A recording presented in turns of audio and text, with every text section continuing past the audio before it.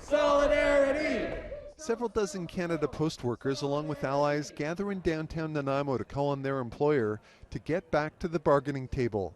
They're among 55,000 Canada Post workers who have been on strike for 3 weeks as of yesterday.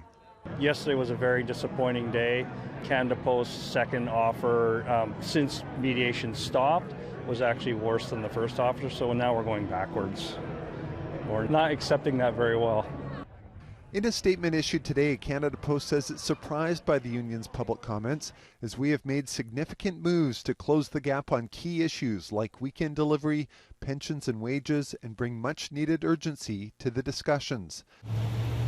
It comes as UPS and Purolator have paused pickups from third-party platforms as they try to get caught up on their priority shipments. Among those caught in the middle of the strike's impacts, those waiting on government checks. Checks for people who have welfare, people who have disabilities, and in my case, my military pension check has not arrived, and I have not been able to get any satisfactory answer from them as to why it hasn't come.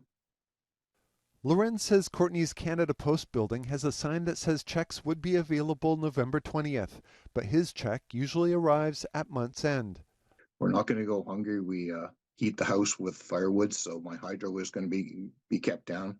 But it does mean that any purchases, any Christmas gifts, any extras are not on the table for this year. The union is sympathetic to those impacted.